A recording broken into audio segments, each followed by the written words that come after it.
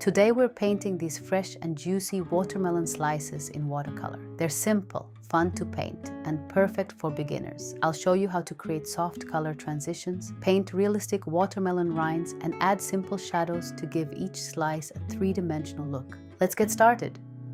I am starting with a finished pencil sketch. If you'd like to skip the drawing part, you'll find the outline in the description below, along with a list of all the supplies I used. Before I begin painting, I'm gently lightening some of the pencil lines with a kneaded eraser. For the watermelon flesh, I'm mixing permanent Alizarin crimson and Pyrrol scarlet with just a small amount of water to create a rich red mixture. I wet only the red part of the first watermelon slice, leaving the rind dry for now. My brush still has a little red pigment on it, so the water looks slightly pink, but that's perfectly fine. Now I'm dropping the color into the wet paper, concentrating the strongest color near the rind and around the edges while leaving the center a little lighter.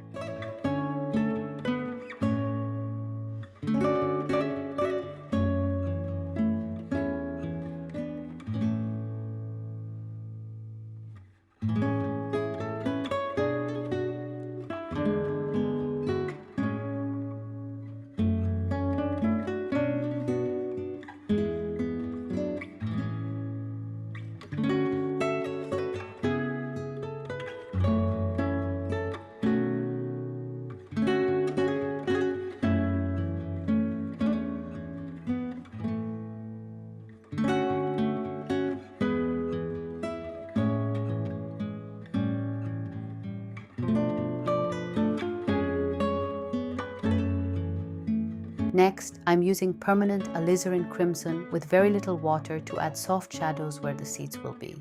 These small marks create the shallow indentations around the seeds. The first time I tried this, the paint spreads more than I'd like, and the color isn't quite right. So I add a little more Pyrrol Scarlet to the mixture and make sure there isn't too much water in my brush. This time the paint stays much better in place and gives a cleaner result.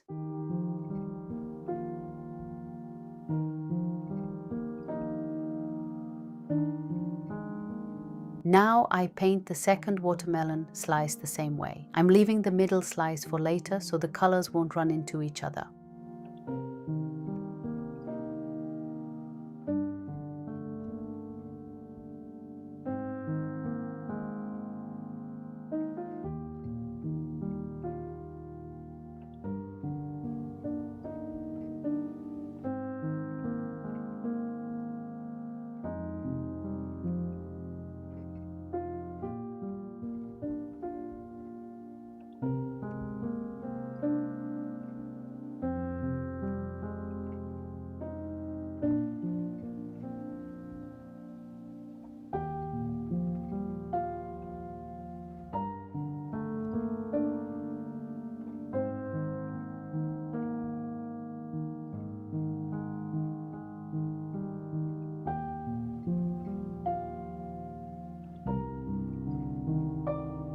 I speed things up with a hairdryer and then paint the middle slice using the same process.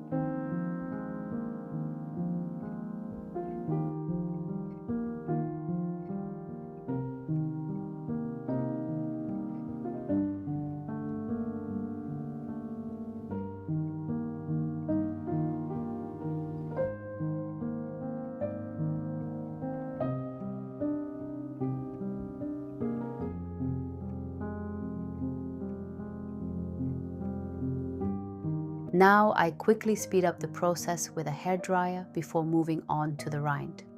For the rind, I'm using olive green and a darker mix of Perylene green with a little olive green. I rinse my brush and wet only the rind of the first watermelon slice with clean water. Next, I paint the edge of the rind with olive green and let the color naturally spread toward the red flesh.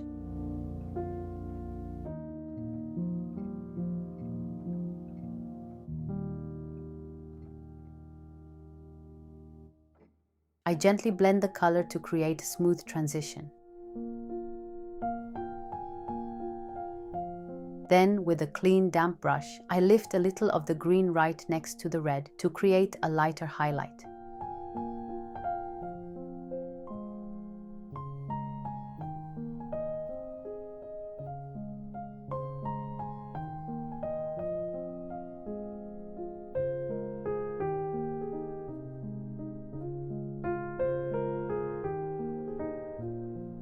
Finally, I pick up the darker green mixture and paint the outer edge of the rind, allowing it to softly blend into the lighter green while it's still wet.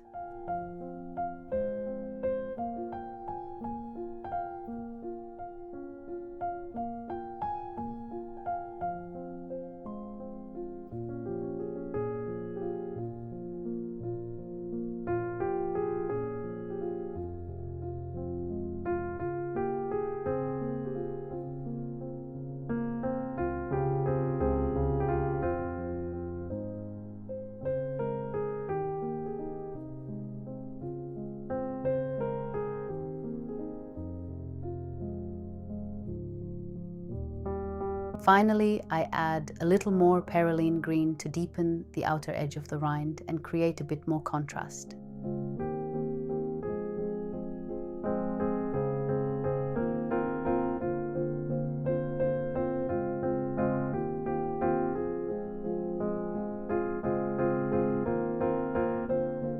Then I repeat the same process for the other 2 watermelon slices.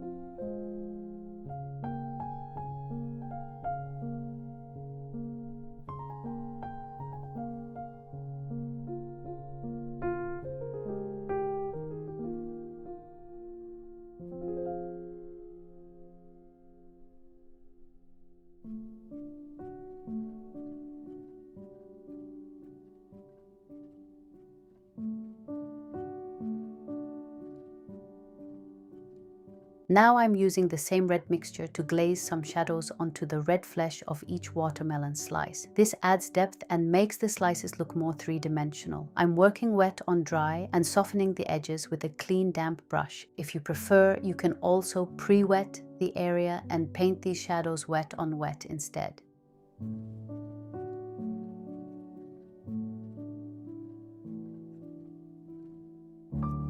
I repeat the same process for the other slices. It's a simple step, but it immediately adds more dimension to the watermelon.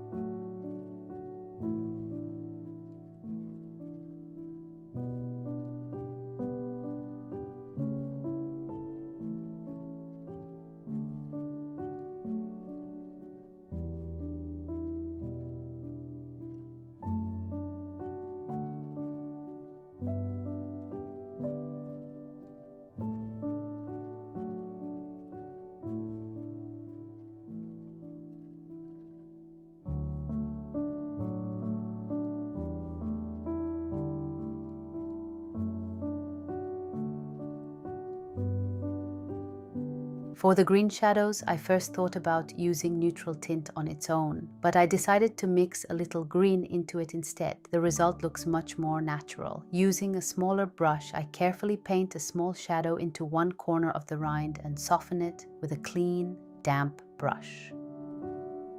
Just a little shadow is enough to create the illusion of thickness.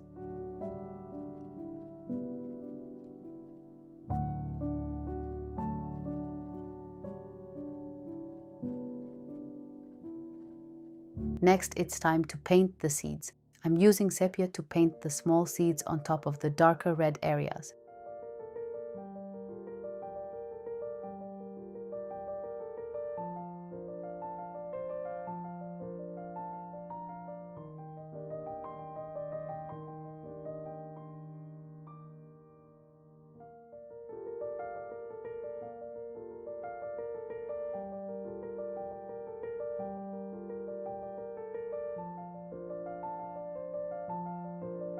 At first, they all look a little too similar, so I make a few of them slightly larger to give them a more natural, varied look.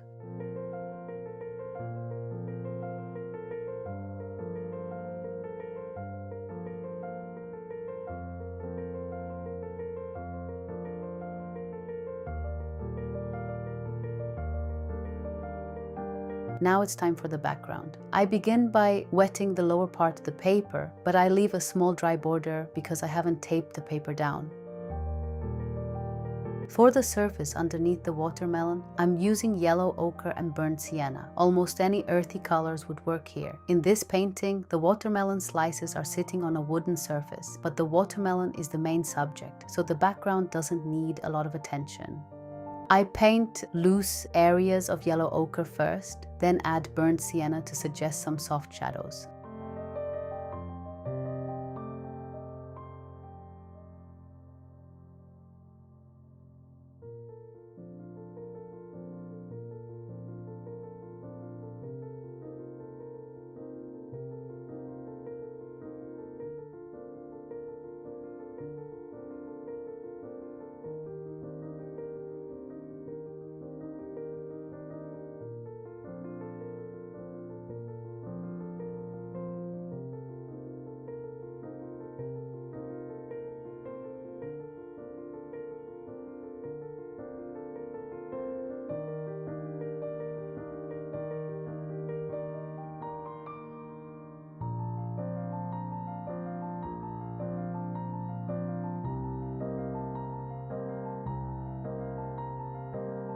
After a moment, I decide that burnt sienna isn't quite dark enough, so I switch to sepia for the shadows beneath the watermelon slices. Then I soften the edges with a clean, damp brush. I repeat the same process for the other slices.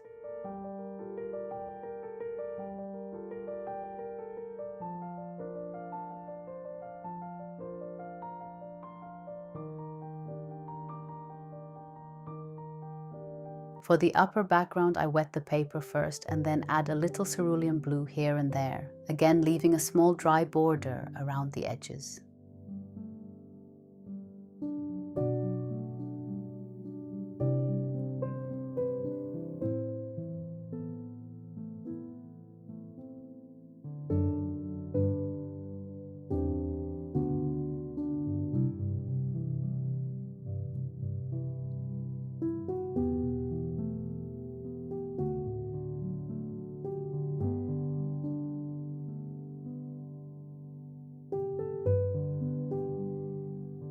Finally, I soften a few edges by gently blotting with a paper towel.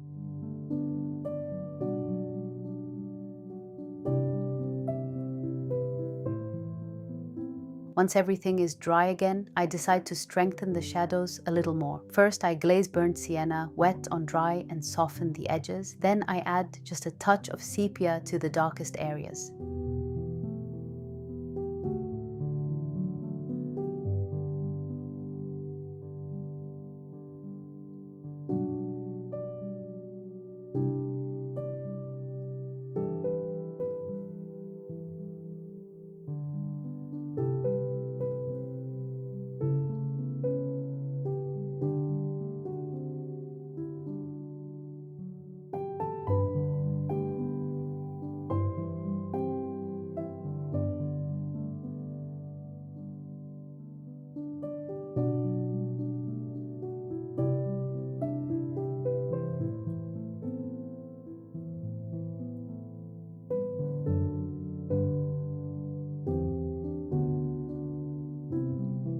The seeds still look slightly separate from the watermelon, so I add a tiny amount of my red mixture around some of the edges to blend them into the flesh.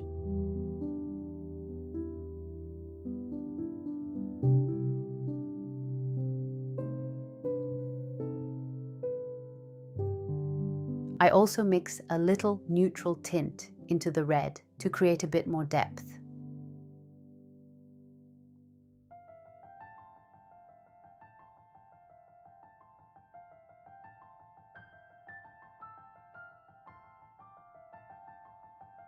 As a final touch, I add a tiny amount of dark sepia just beneath the front edge of the watermelon slices. It's a small adjustment, but it makes a noticeable difference. You could keep refining a painting like this forever, but at some point it's best to stop. I think this one is finished. I hope you enjoyed painting these juicy watermelon slices with me today. If you did, I'd really appreciate it if you gave this video a thumbs up and subscribe for more beginner-friendly watercolor tutorials. Thank you so much for watching, and I'll see you in the next one. Happy painting!